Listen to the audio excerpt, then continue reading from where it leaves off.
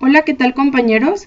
Mi nombre es Ávila Ruiz Gabriela Berenice y el día de hoy les hablaré sobre el miembro inferior. Y pues bueno, para comenzar aquí les tengo el bis de la suerte y esto es para comenzar a dar o hablar sobre algunas generalidades. Tenemos que la región femoral o del muslo presenta un compartimento anterior o extensor, un compartimento posterior o flexor y un compartimento medial o aductor. El compartimento anterior está ubicado adelante del fémur y está delimitado por la fascia lata, el tabique intermuscular lateral del muslo, el muslo y el tabique intermuscular medial del muslo. Tenemos también que tiene un compartimento posterior, el cual está delimitado lateralmente por la fascia lata y en dirección posterior medial por el compartimento medial del muslo. Está comunicado en dirección superior con las estructuras de la pelvis a través del foramen ciático mayor, que aquí no se alcanza a apreciar, y en dirección inferior con la fosa poplítea. El compartimento medial está ubicado en posición medial y al tabique intermuscular medial del muslo. También está comunicado a través del foramen obturador. Aquí está.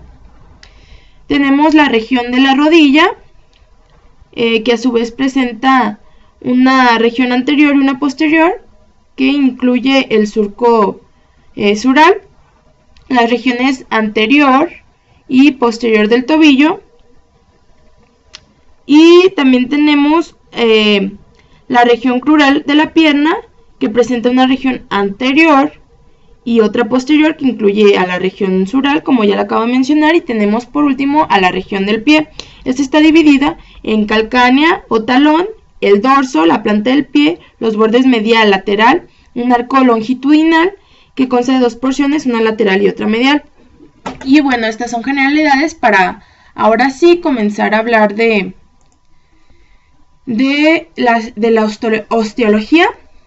Tenemos la cintura pélvica, que es la parte del tronco situada infero-posterior del abdomen, y es la línea de transición entre el tronco y los miembros inferiores. Tenemos que tiene la cavidad pélvica, la cual es la porción más inferior de la cavidad abdominopélvica.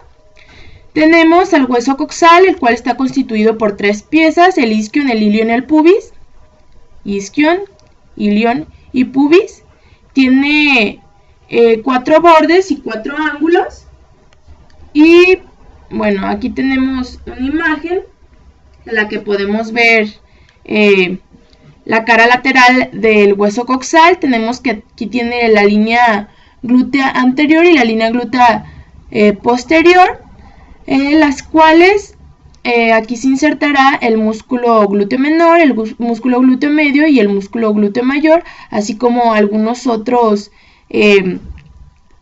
músculos de la región del muslo. Y en la parte superior, que tenemos la cresta ilíaca, algunos músculos también de la región del abdomen.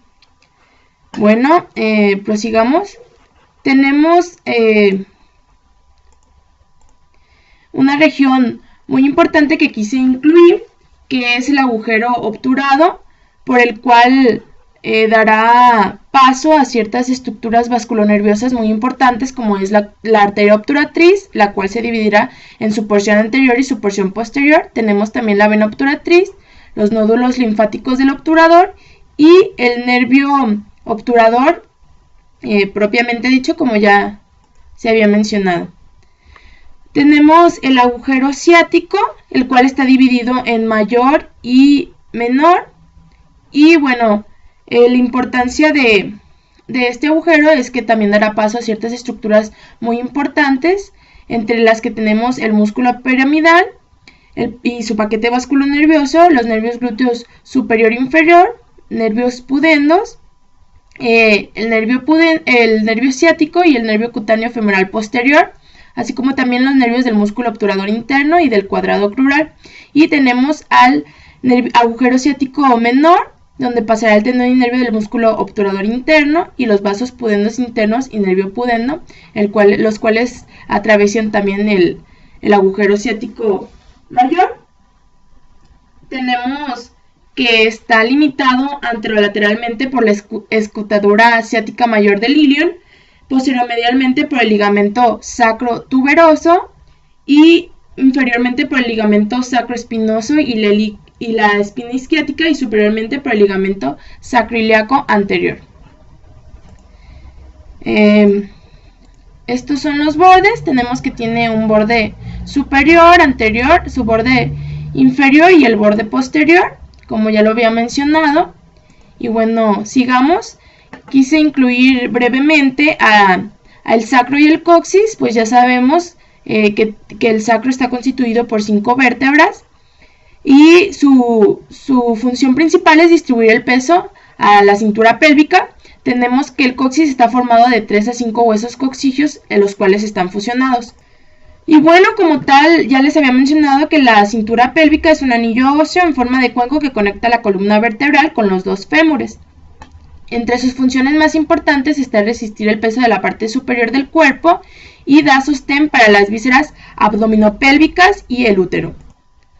Aquí quise incluir unas radiografías que muestran algunas de las diferencias entre la pelvis femenina y la pelvis masculina, pero no haré mucho hincapié porque ya lo habíamos mencionado. Tenemos que la pelvis femenina posee el ángulo del pubis es más ancho que en el hombre, que es más estrecho, y tenemos que tiene una forma pues ligeramente ovalada. Y ahora hablaremos del fémur, el cual es un hueso largo que se encuentra a nivel del muslo. Tiene una epífisis proximal, su cuerpo y una epífisis distal.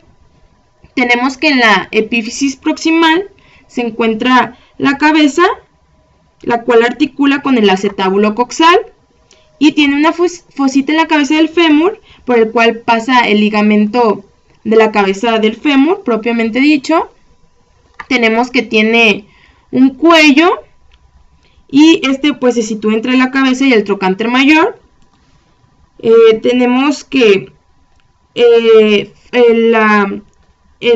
fémur forma como tal un ángulo entre 125 y 130 grados correspondiente con la rodilla y con su articulación coxal, de la cual hablaré posteriormente.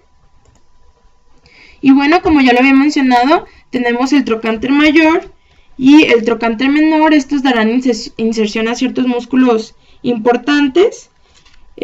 Tenemos también que algunas referencias mencionan que hay un tercer trocánter, el cual es inconstante y está a la altura del trocánter menor y el extremo lateral de la línea áspera. Aquí está la línea áspera. Estos son algunos de los accidentes óseos que se pueden identificar en el fémur. También aquí está la línea pectina, donde dará inserción el músculo pectíneo. Y bueno, tenemos que el cuerpo del fémur como tal tiene una cara anterior, la cual es lisa, una cara posteromedial y una cara posterolateral. Como ya les mencionaba, la línea áspera es pues una línea que separa ambas caras, posteromedial y posterolateral. Tenemos que tiene un labio medial y un labio lateral. Aquí está, labio medial y labio lateral, los cuales se separarán para formar la línea supracóndila tanto lateral como medial. Y ahí tendremos la inserción de los músculos aductores vasto lateral, vasto medial, cabeza corta del bíceps femoral, glúteo mayor y pectíneo.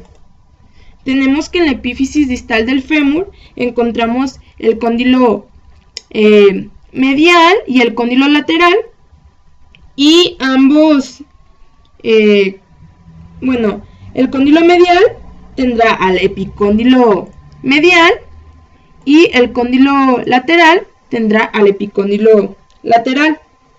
Tenemos que entre ellos estará la fosa intercondilia y la línea intercondilia propiamente dicha. También tenemos que tendrá una cara popitlea. Y quise poner también, esta es una imagen de de las inserciones de los músculos a nivel del coxis y del fémur, pero aquí se muestra una radiografía de la articulación coxofemoral. Aquí tenemos también una radiografía de una fractura de coxis, de fémur, las cuales son muy comunes, y tenemos que se puede dar en las tres porciones ya mencionadas, en la epífisis proximal, en la diáfisis o en la epífisis distal.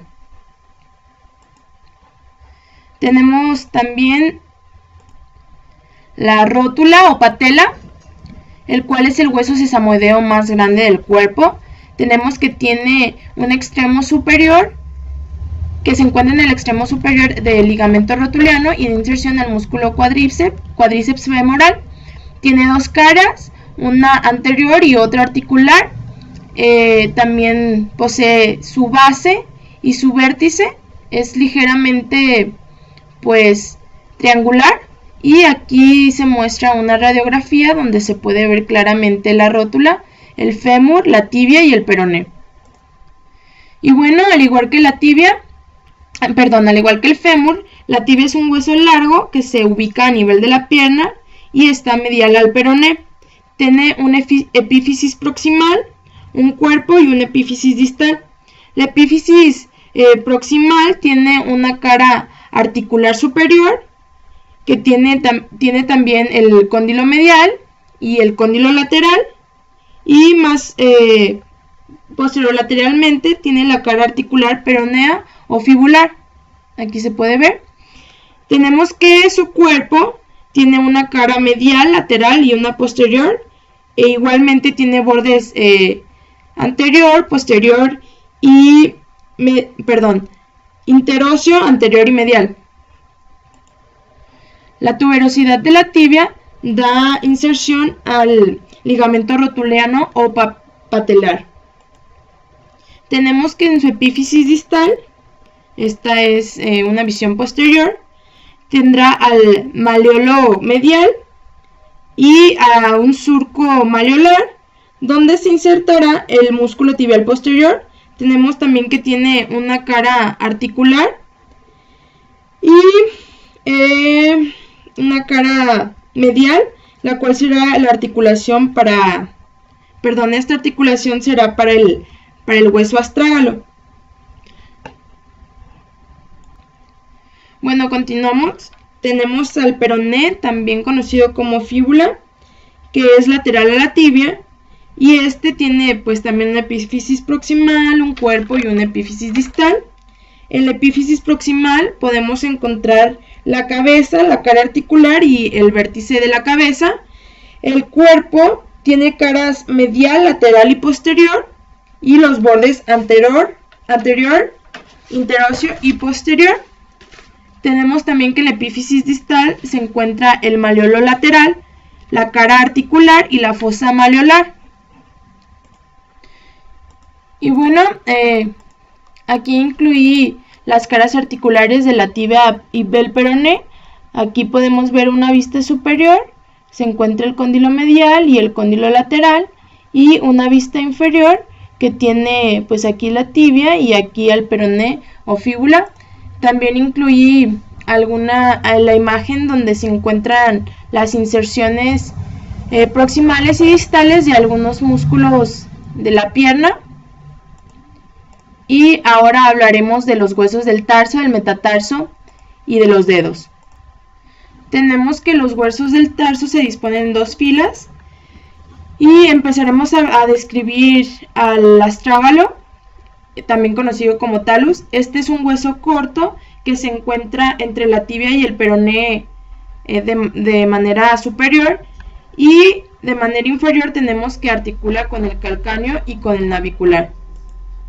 Posee 6 caras y anteriormente se encuentra la cabeza del astrágalo y superiormente la tróclea astragalina. Seguimos con el calcáneo, el cual es un hueso corto que se articula en dirección superior y medial con el astrágalo y en dirección anterior con el hueso cuboides. Posee 6 caras, como también lo mencioné: anterior, superior, lateral, medial, posterior e inferior. La cara anterior está formada por la cara articular con el cuboides. tenemos que tiene un surco para el tendón del músculo peroneo o fibular largo. El hueso navicular, también conocido como escafoides, es un hueso par, se ubica en dirección medial entre la cabeza del astrágalo y los tres huesos cuneiformes. El hueso cuboides está ubicado entre el calcáneo, atrás, el cuarto y el quinto metatarsiano adelante, y el cuneiforme en dirección medial. Tenemos a los tres huesos cuneiformes que se disponen de medial, intermedio y lateral. Bueno, posteriormente tenemos los huesos del metatarso, que están formados por 5 metatarsianos, los cuales presentan un cuerpo, una cabeza y una base. Y tenemos por último a los huesos de los dedos, que a excepción del primero, presentan 3 falanges, proximal, media y distal.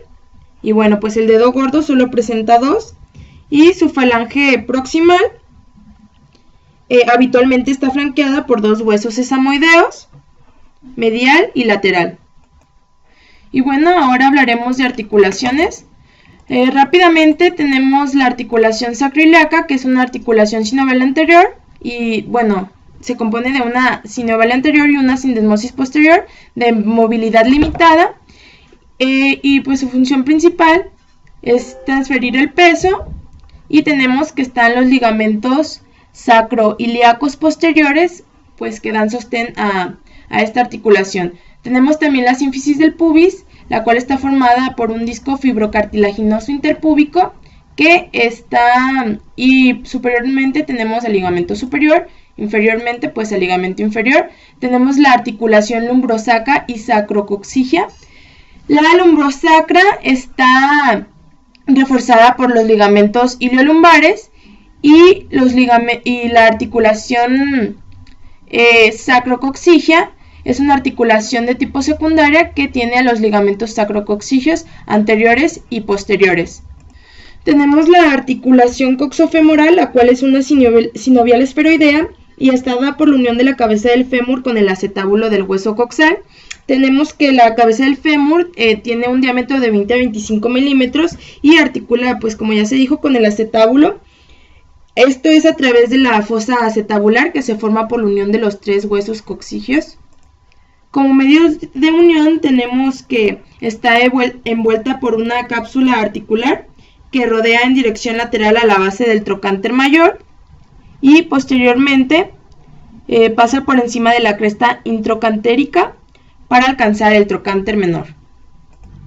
Los ligamentos que dan sostén a esta articulación es el ligamento iliofemoral, aquí se puede ver, el ligamento pubofemoral, que es de manera anterior, el ligamento isquiofemoral y el ligamento de la cabeza del fémur, o también conocido como ligamento redondo.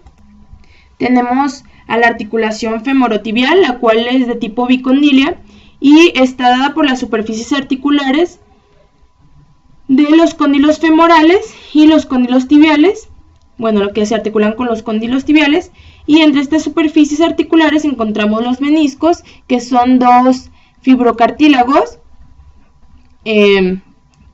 y bueno, tenemos que esta articulación está reforzada por los ligamentos menisco femoral anterior, menisco femoral posterior, menisco medial y el ligamento cruzado anterior y ligamento cruzado posterior, propiamente de la articulación de la rodilla. En esta imagen se alcanza a observar mejor las superficies articulares de la articulación femorotibial. Tenemos que superiormente está el tendón del músculo cuádriceps femoral, inferiormente tenemos al ligamento rotuliano o patelar, tenemos al cóndilo femoral medial, al cóndilo femoral lateral y a los meniscos lateral y medial. Se puede observar que esta articulación está cubierta por la unión de ambos tendones, los que ya había mencionado, y pues aquí se puede observar la rótula o patela. Tenemos también a los ligamentos colaterales peroneo y al tendón del músculo popliteo. Siguiendo con las articulaciones del pie, hablaremos primeramente de la articulación talocrural, también conocida como tibio-peroneo astragalina, que está dada por las superficies articulares arriba distal de la tibia y los malleolos peroneo lateral y tibial, y abajo por la cara superior del astrágalo. Y esta cápsula está tapizada por dentro de una membrana sinovial. Aquí se puede ver la articulación y está reforzada por los ligamentos colateral medial y colateral lateral. Tenemos posteriormente a la articulación subtalar, y esta articulación está formada entre la cara inferior del astrágalo y la cara superior del calcáneo. Tenemos que esta articulación presenta también una cápsula alrededor de cada una de las superficies articulares y que está reforzada por los ligamentos, tanto colateral medial como los ligamentos astragalocalcáneo lateral. Aquí se ve el astragalocalcáneo posterior también y el astragalocalcáneo medial. Tenemos también la articulación transversa del tarso, conocida como mediotarsiana o de Chopard, y esta articulación está dada entre la unión de la cabeza del astrágalo y el navicular, y es una articulación que está reforzada por el ligamento astrágalo-navicular propiamente dicho. Tenemos también la articulación calcáneo-cuboidea, la cual está formada por la unión entre la cara anterior del calcáneo y el cuboides, y está reforzada por el ligamento calcáneo-cuboideo. En esta visión plantar del pie también se puede observar el ligamento plantar largo y el ligamento calcáneo-navicular plantar. Las siguientes articulaciones tenemos la cuneo-navicular, la cual está dada por la articulación entre el hueso cuneiforme y el navicular. Aquí se puede ver. Tenemos que esta articulación presenta una membrana sinovial. También tenemos las articulaciones intercuneiformes, pues que están dadas entre el cuneiforme intermedio, el medial y el lateral, y están reforzadas por los ligamentos intercuneiformes interóseos. Tenemos también las articulaciones tarso-metatarsianas, las cuales están dadas entre los huesos del tarso y del metatarso, y estas poseen cápsulas articulares y están reforzadas por los ligamentos cuneo-metatarsianos interóseos. Tenemos también las articulaciones intermetatarsianas, que son articulaciones entre las bases de los metatarsianos, y estas articulaciones están reforzadas por los ligamentos metatarsianos interóseos. Y por último, tenemos también a las articulaciones metatarsofalángicas, que están dadas entre la cabeza del metatarsiano y la cavidad glenoidea de la falange correspondiente, y las interfalángicas, que estas están reforzadas a ambos lados por los ligamentos colaterales. Y de articulaciones sería todo. Y ahora hablaremos de miología. Rápidamente, sé que se ve mucha información, pero trataré de hacerlo más dinámico. Tenemos algunos músculos de la región de la pelvis, como es el obturador interno, la cual tiene su inserción proximal en la cara pélvica de la membrana obturatriz y la inserción distal en la cara medial del trocante mayor del fémur, y está inervada por el nervio del músculo obturador interno. Tenemos el músculo piriforme, que su inserción proximal está en la cara de los segmentos sacros 2 a 4 y el ligamento sacrotuberoso, y su inserción distal en el borde superior del trocánter mayor del fémur. Tenemos también las articulaciones del muslo. Bueno, los músculos del muslo, tenemos que está el cuádriceps femoral, que tiene 4 cabezas, que es el recto femoral, el vasto intermedio, que, bueno, aquí no está muy bien señalado, pero está entre ambos vastos, tanto medial como lateral. Tenemos al músculo sartorio, el cual es un músculo largo y aplanado, de hecho es el músculo más largo del cuerpo y se sitúa anterior al cuádriceps femoral, va desde la espina ilíaca hasta el extremo superior de la tibia. Tenemos a los músculos aductores, al aductor mayor. Bueno, hay una mnemotecnia que dice que está el aductor mayor, que es el abuelo, el aductor corto, que es el hijo, y el aductor largo, que es el padre. El aductor mayor tenemos, pues, que será el más, el último de los aductores que se insertará en cuanto a lo superficial, y tenemos que se origina en la rama isquiopubiana y se inserta en toda la línea áspera del fémur. Tenemos al ligamento aductor corto, el cual les dije pues que sería el que mencionan en la mnemotecnia, que es el hijo, y pues tenemos que es un ligamento plano grueso y se inserta en el cuerpo del pubis y en la parte continua de la rama isquiopubiana. Tenemos al músculo pectíneo, es un músculo aplanado y rectangular, está anterior al aductor corto y medial al iliopsoas y se origina en el pubis y se inserta en la rama media de la trifurcación de la línea áspera. Aquí se puede ver.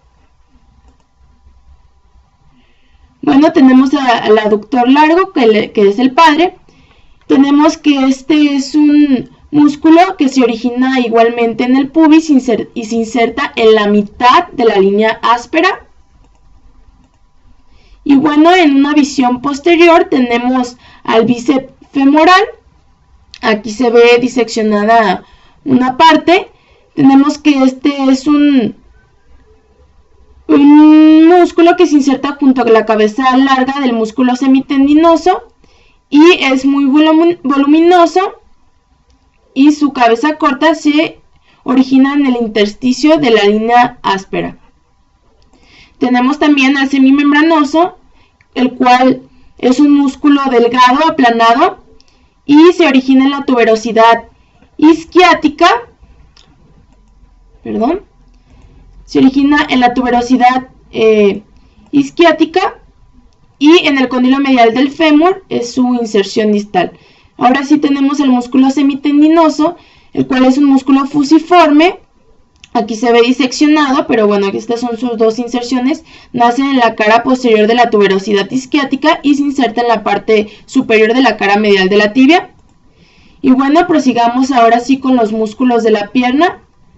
Tenemos al compartimento anterior y en este estará el tibial anterior. En el compartimento anterior podemos ver que se disponen en dos planos, uno de profundo y uno de superficial. Tenemos el músculo tibial anterior. Este músculo tiene su origen en el cóndilo lateral de la tibia y su inserción en la cara medial de los huesos cuneiforme medial y la base del primer metatarsiano. Tenemos al músculo extensor del dedo corto. Este músculo se inserta, tiene su origen en el tercio medio de la cara lateral del peroné.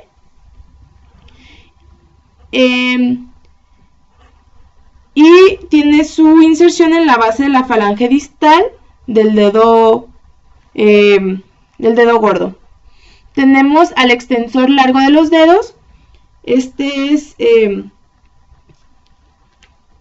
se inserta proximalmente en el cóndilo lateral de la tibia y distalmente en la aponeurosis dorsal en las falanges distales del segundo al quinto dedo del pie y en la cara dorsal de la falange proximal y base de la falange media y distal. Tenemos por último al tercer peroneo, también conocido como fibular. Este tiene su inserción proximal en el borde anterior del peroné y su inserción distal en la base del quinto metatarsiano. En el compartimento lateral solo encontramos a dos músculos, el peroneo fibular largo y el peroneo fibular corto. El peroneo fibular largo tiene su inserción proximal en la cabeza, cara y la cara lateral del peroné y su inserción distal en el hueso cuneiforme medial y la tuberosidad lateral del primer metatarsiano.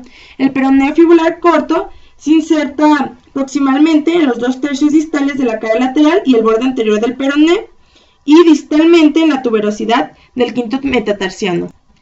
En el compartimento posterior de la pierna, de manera superficial, tenemos al tríceps sural, que está formado por el gastrocnemio y el sóleo.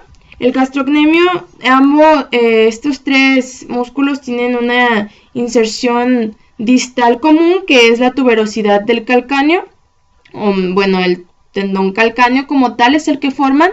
Y bueno, tenemos que la cabeza lateral está por encima del cóndilo femoral lateral y la cabeza medial está por encima del cóndilo medial.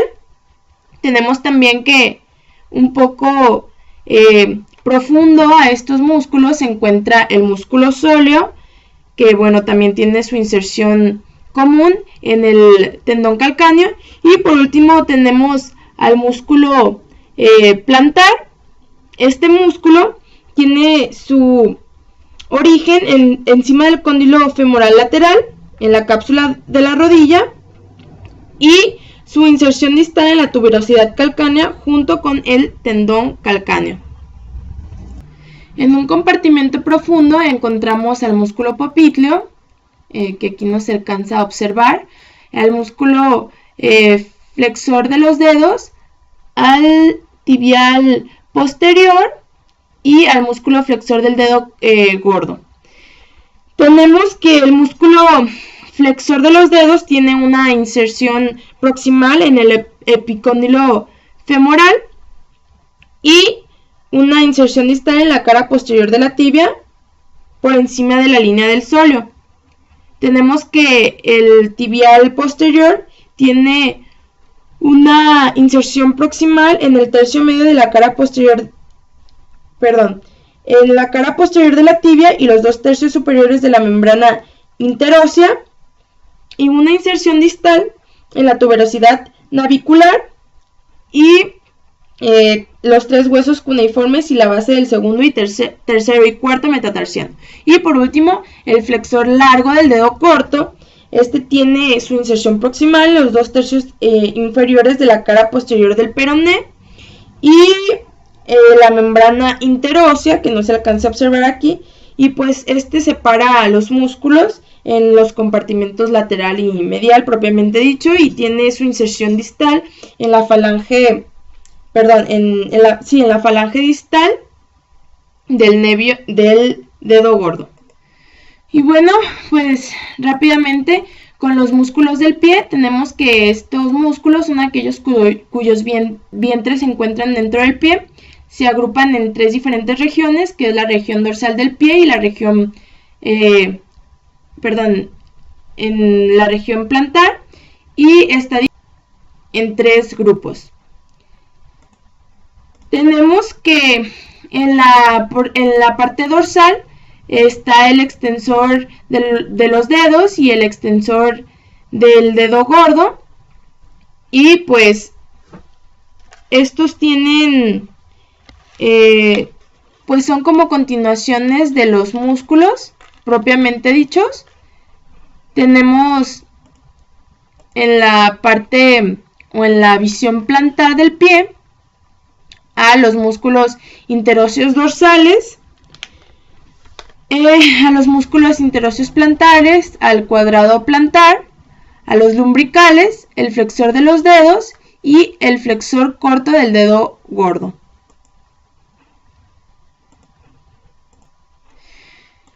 Ahora sí podemos proseguir muy rápidamente con la irrigación y el drenaje del miembro inferior. Tenemos las arterias de la pelvis y bueno, tenemos que las principales estructuras vasculonerviosas se encuentran extraperitonealmente en las paredes posterolaterales y pues tienen una disposición que no es de Van, es ABN, porque está primero la arteria, después la vena y después el nervio. Tenemos que la aorta abdominal se bifurca en las arterias ilíacas comunes, las cuales a su vez se van a bifurcar también en la arteria ilíaca interna y la arteria ilíaca externa, la cual proseguirá, o bueno, su trayecto será para irrigar a los músculos del muslo. Y pues como aquí se puede ver, tenemos la arteria ilíaca interna y bueno, esta se va a convertir en la arteria ilíaca femoral. Tenemos aquí también la arteria ilíaca popltea.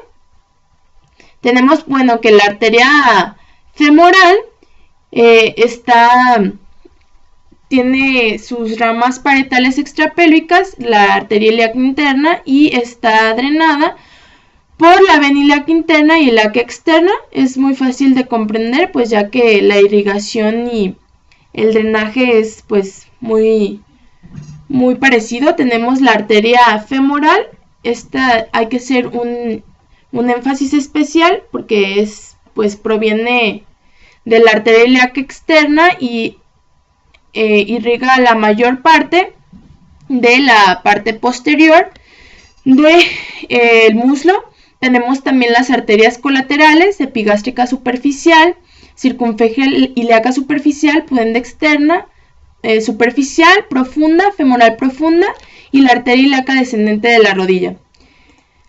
Hablando del triángulo de Scarpa, tenemos, este es un referente anatómico muy importante. Tiene sus bordes superior por el ligamento inguinal, su borde medial por el borde medial del músculo aductor largo del muslo y su borde lateral por el borde medial del músculo sartorio. Tenemos que dar paso a diferentes estructuras vasculonerviosas muy importantes, como es el nervio femoral, la arteria femoral y la vena femoral, y estas están en una disposición de Van, vena, arteria y nervio. También tenemos que está la vaina femoral. La importancia de esta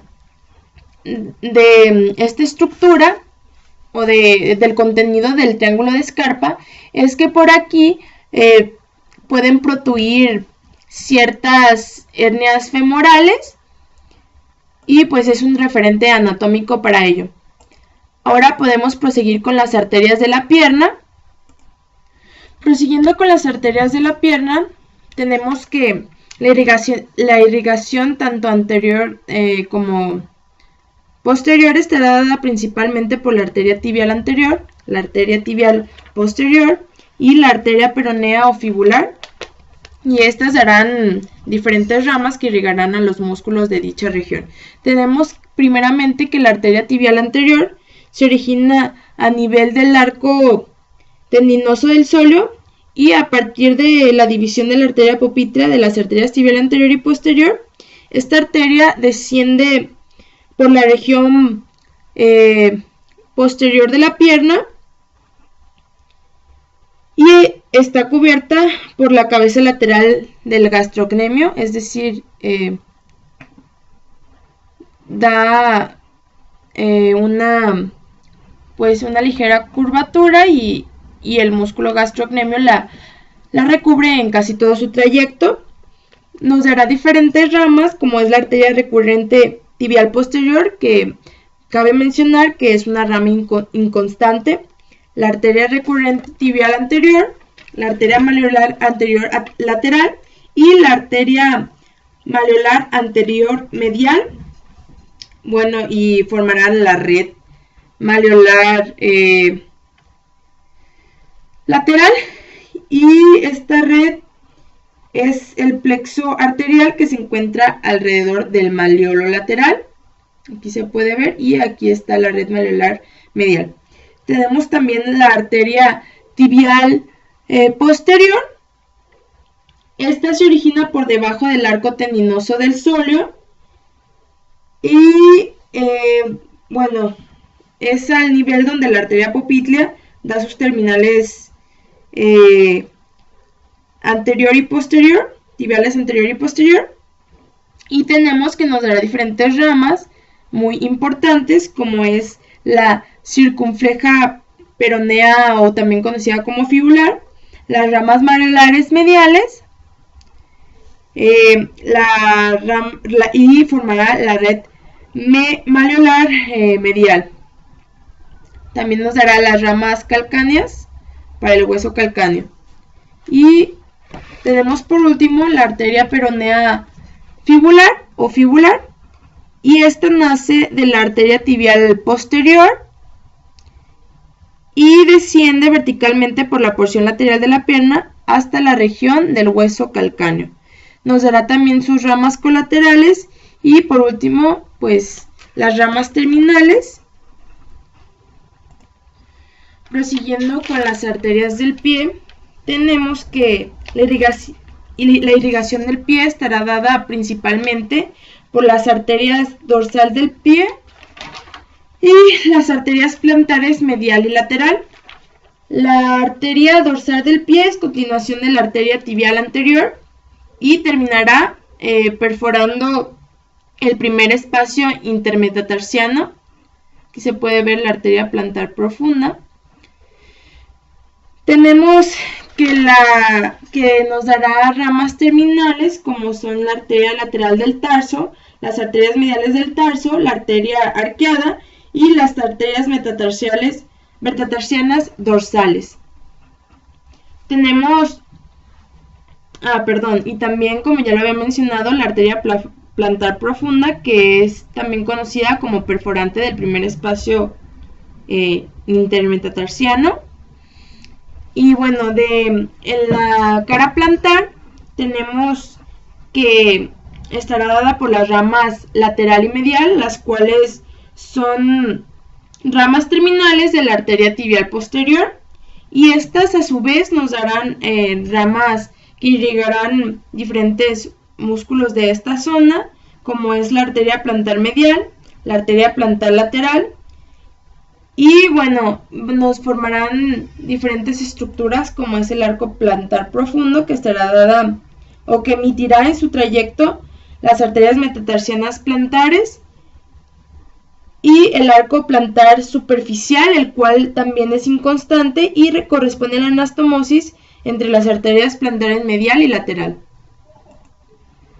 Y bueno, continuando ahora sí muy rápidamente por las venas de la pelvis, tenemos que los plexos venosos de la pelvis estará dada a través de la interconexión de venas que rodean las vísceras de la pelvis, y principalmente será por la vena cava inferior, pero algunas partes también estarán drenadas por el sistema porta-hepático.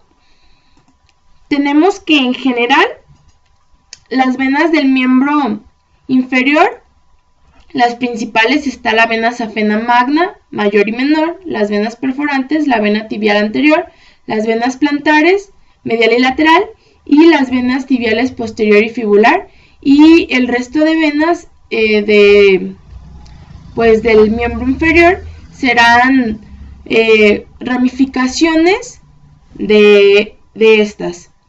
Tenemos aquí la vena safena mayor, que nos formará el arco venoso dorsal.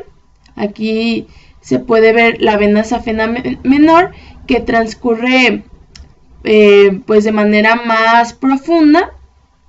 Tenemos aquí la vena cava inferior, que se bifurca en la vena ilíaca común. Esta a su vez en la vena ilíaca externa, la vena femoral común, y pues bueno, a su vez nos dará la vena superficial y la safena mayor de manera más medial. En la región del hueco popliteo estará la vena poplitea, la vena tibial anterior, la vena peronea, la vena safena menor y la vena tibial posterior. Y de manera anterior, pues la vena peronea y la vena tibial anterior. como ya se los había mencionado, bueno, recalcando, aquí está la vena safena mayor, la vena safena menor que transcurre más profunda, tenemos el arco venoso dorsal y pues aquí la bifurcación de la vena cava inferior y la vena ilíaca común, la cual a su vez será la vena ilíaca externa, posteriormente vena femoral común y la vena safena mayor que será más medialmente. Los nódulos linfáticos de la pelvis, pues aquí se pueden ver los lumbares, los ilíacos comunes que tienen especial importancia porque serán donde convergerán las venas safenas y sus tributarias en los nódulos linfáticos superficiales y estos acompañarán a los nódulos linfáticos popliteos. Por último, la inervación. La inervación del miembro inferior procederá del plexo lumbar y del plexo sacro. Aquí se hace un especial énfasis en el nervio ciático, ya que este es un nervio mixto que se forma de las raíces de L4 a S2 y abandona la pelvis a través del agujero ciático mayor por debajo del músculo piriforme. Y pues en clínica este nervio tiene especial importancia ya que se conocen diferentes pues traumatismos asociados al mismo. Y bueno, por último, la inervación en general del miembro inferior que se originarán a partir de los nervios espinales T12 a L1 y son ramos de los plexos lumbares y sacros ya mencionados. Y bueno, por mi parte sería todo. Espero les haya gustado esta presentación y aquí se muestran las referencias bibliográficas. Gracias y hasta pronto.